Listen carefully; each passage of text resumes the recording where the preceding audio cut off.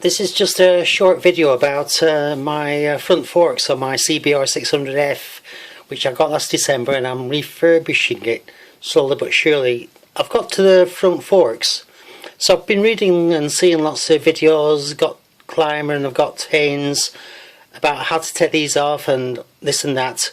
So I started out, I took the front wheel out, which I'm changing the bearings. Then I'd heard about undoing this front screw which is underneath.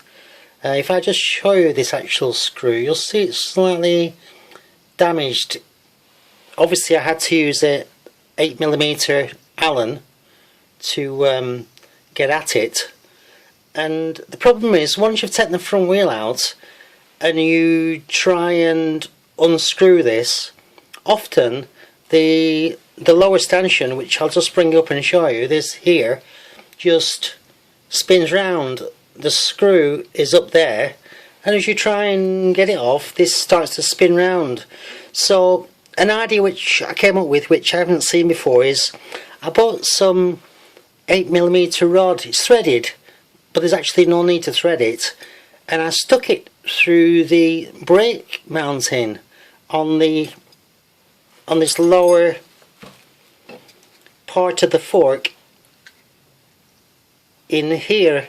I don't know if I just move around here and here. Obviously there's two forks are still in there, so I stuck this rod through these holes. It's about 300mm long, and then of course that gave me like a stiff platform where I could get this 8mm underneath, and I used an extension bar to undo it because it was quite stiff, both of them. I'm not sure how many years or since when this fork's been to pieces, but it's probably quite a lot. It's a 2002. So using this idea of holding the fork steady with these bars, I undid both of them. They weren't easy, but with the extension bar they came undone. Once I'd undone it just a little bit, I then tried to decide what to do next. I put a container below the forks, and then I undid all the clamp bolts. Or before I undid the clamp bolts, I went and undid the top bolt, which if I just bring this round to show you, I undid this top bolt here, this one here, which of course is part of this screw thing here, and I just slowly undid it. I know they always say about it springs off and whatever, but when I undid it, it just released gently. Once I'd undone that, I then undid all the clamps. There's a lower clamp, there's a higher clamp, and of course the handlebar is actually affixed to the top of the fork. So I undid, there's 3 bolts to undo, which I undid them all, and in fact in time I'm going to replace all 3 bolts. They're all similar to this one, what I'll call the dry joint. No grease on them, no nothing, just a dry joint. So obviously I'll be buying some more bolts, and I'll be sticking plenty of grease in there. I then tried to move the fork up and down, up and down, up and down. It just wouldn't, it was just locking. It actually slipped pretty easily, up and down, up and down, up and down, no problem at all. But then I discovered at the top here, on top of, I don't know if it's just this particular Honda, but there's a little ridge there. Don't know if you can see it through the video. I think it's, hopefully yes. And on that little ridge, there's a piece of ring here. So every time I would try to push it up and down, trying to get this this out, this little ring's stopping it. And it's only when I sort of noticed, that I undid it. It's only a little spring thing. You can just do it with your fingers. Just pick it out of that fork, which is here. Just take it off, and then the whole fork just slid out easy as anything.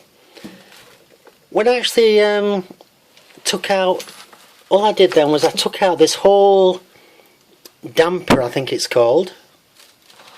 You can see the whole thing here, hopefully.